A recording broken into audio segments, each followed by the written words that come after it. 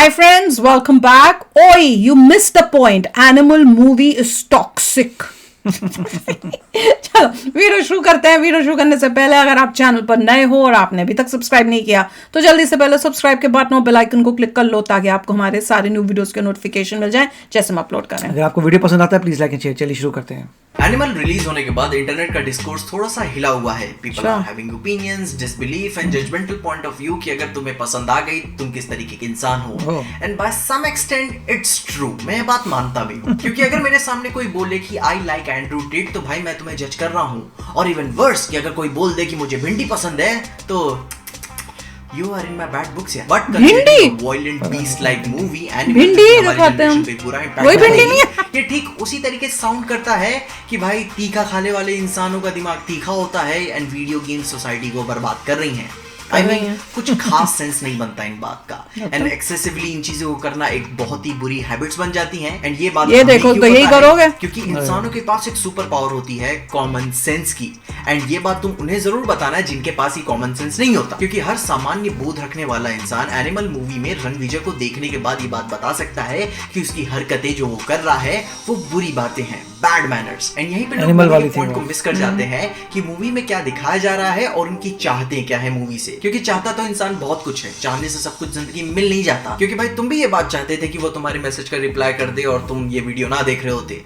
खैर लोग ये बात भूल जाते हैं कि किसी और पीस ऑफ आर्ट को देखने वो जब जा रहे हैं तो वो कहानी आपको क्या दिखाना चाहती है, वो बताना क्या चाहती है कि उसकी दुनिया में चीजें कैसे काम करती है और उसे 2 सेकंड ही बैठ के समझने की कोशिश वो लोग करें। जहां आज इन्हीं ऑब्वियस वाली चीजों के ऊपर हम थोड़ी सी रोशनी डालेंगे कि हाँ क्या इस पे ध्यान देना था यहाँ पे। क्योंकि भाई अपना किरदार रणविजय मूवी में शुरू में अपनी औरतों से जैसे वो बात कर रहा होता है, भाई जिस तरीके से उसका कैरेक्टर प्रोग्रेशन हमें नजर आता है, जैसे वो शुरू में था फिर वो एंड में, वो हमें हीरो की कहानी बिल्कुल भी नहीं दर्शाता। हम एक हीरो की कहानी कभी देख ही नहीं रहे थे।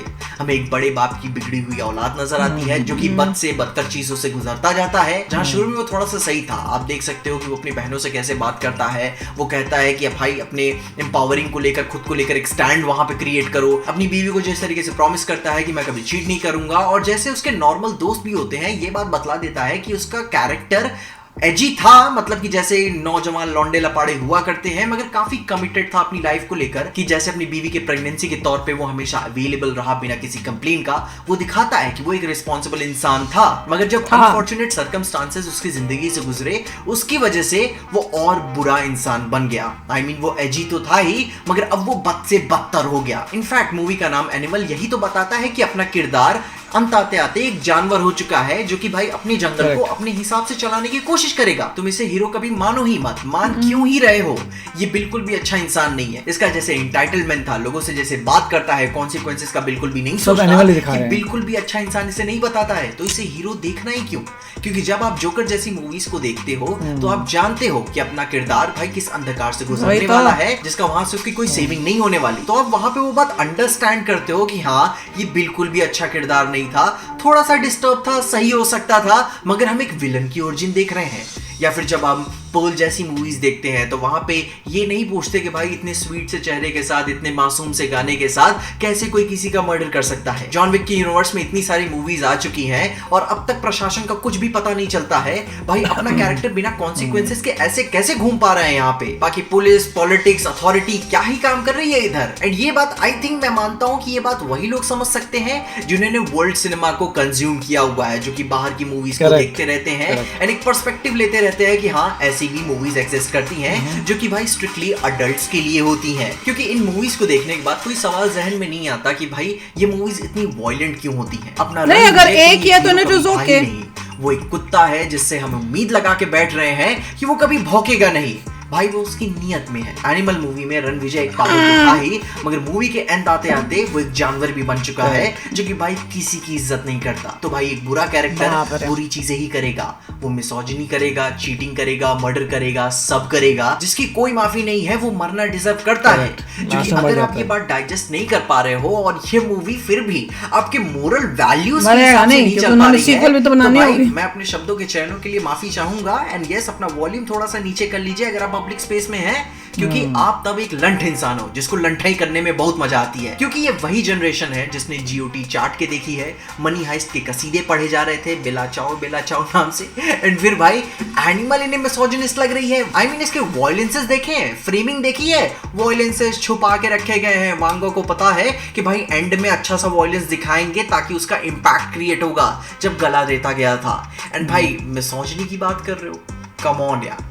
अगर आपने वर्ल्ड सिनेमा देखा है तो आप ये बात समझ पाते होंगे कि भाई ये तो कुछ भी नहीं किया इन्होंने, क्योंकि भाई अपने उम्र दराज लोगों का समझ में आता ही है कि हाँ भाई वो नहीं समझ पाएंगे, वो हमेशा हर तरह की मूवीज नहीं देख पाते हैं। मैं भी नहीं देख लेकिन वही से क्रिएट हो जाती है कि जो अपनी नई जनरेशन है, जो अपनी ये वाली जनरेशन है, भाई मैं उनका स्ट्रीमिंग सर्विस का वॉच लिस्ट देखना चाहूंगा कि वो बॉयज के कौन से सीजन पे हैं, जहाँ पे भाई ये मूवी साफ बड़े बड़े शब्दों में ऑलरेडी बोल देती है कि मूवी बच्चों के लिए नहीं है। बस वही तो भाई बच्चों की बात हम करें ही क्यों इसमें। हर इंसान अपनी जिंदगी में अपने काम के लिए खुद जिम्मेदार होता है, एंड एक सर्टेन एज के बाद उसे एक थोड़ी छूट मिलती है कि भाई वो चाहे रेड पिल लेना चाहता है या ब्लू पिल, जिसके बाद उसे कॉन्सिक्वेंसेस भी पता होते हैं कि भाई 2 सेकंड में वो नप जाएगा। तो भाई अपनी खुद की कमियां, इनसिक्योरिटीज को किसी और के सहारे लेकर चलने में क्या फायदा। क्योंकि भाई यहाँ मैं ये सवाल बिल्कुल भी नहीं खड़ा करूंगा कि भाई अगर ऐसी बात है कि वॉयलेंट मूवीज से भाई लोग वॉयलेंट हो जाते हैं, तो भाई रोमांटिक मूवीज से लोग अब तक रोमांटिक क्यों नहीं हो गए।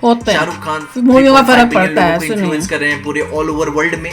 मैं बिलीव करती हूँ आप जैसी मूवी देखोगे वैसे आपका दिमाग बनेगा। 4 साल से भाई मूवीज आ रही हैं इंडिया में, लोग और भी ज्यादा अंडरस्टैंडिंग एंड पीसफुल क्यों नहीं हो गए? क्योंकि these side effects are just temporary.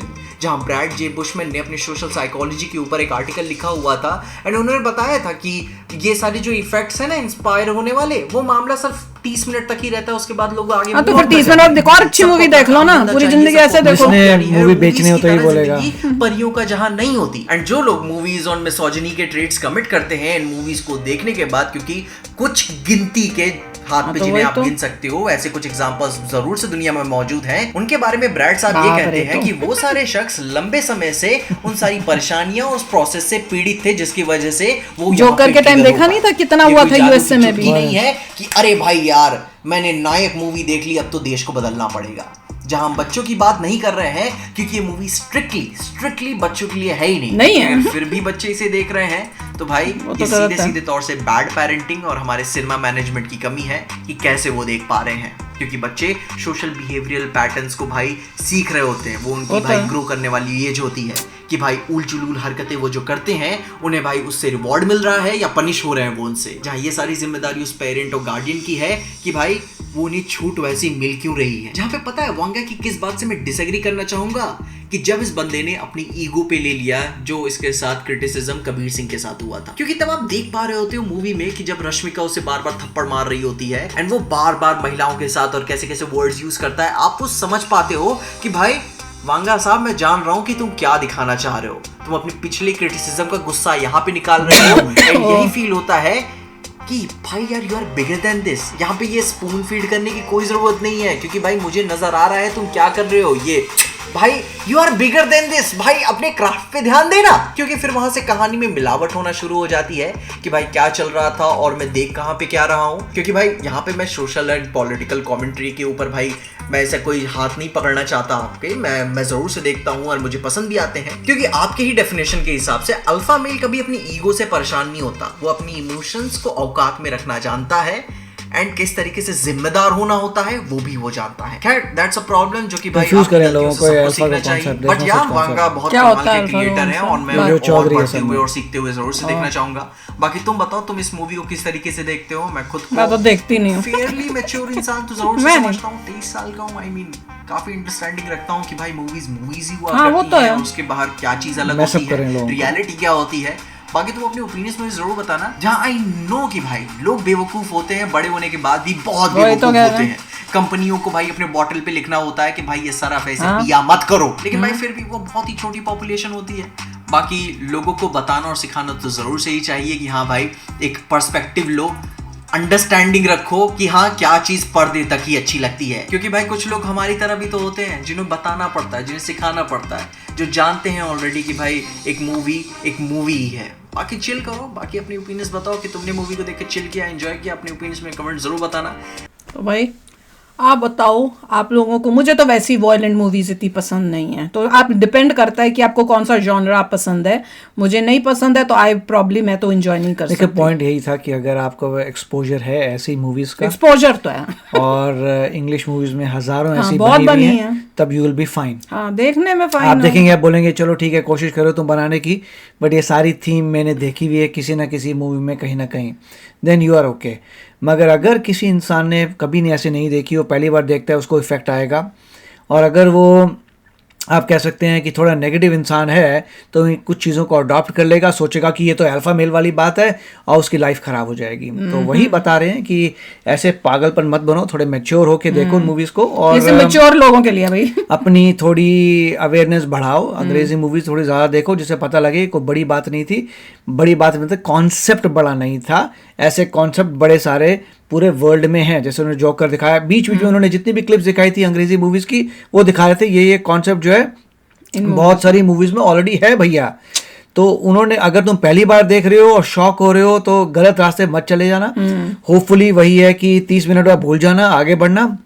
मगर जो बुरे इंसान हैं, या जो इंक्लाइंड हो रहे थे बुरे की तरह, वो देख के सोचेंगे अरे ऐसा लगता है शेर बनूंगा, तो वो अपनी मृत्यु की तरफ जा रहे हैं। या वो ऐसे लोग जो एज के हिसाब से तो एडल्ट हो चुके हैं, पर दिमाग के हिसाब से वो एडल्ट नहीं हुए, वो इनको देख के सोचेंगे ओ रणवीर कपूर ने ऐसी एक्टिंग की, वो तो हीरो है, मैं तो उसका फैन हूं, मैंने भी अब ऐसे ही बनना है, और वो चला बनने।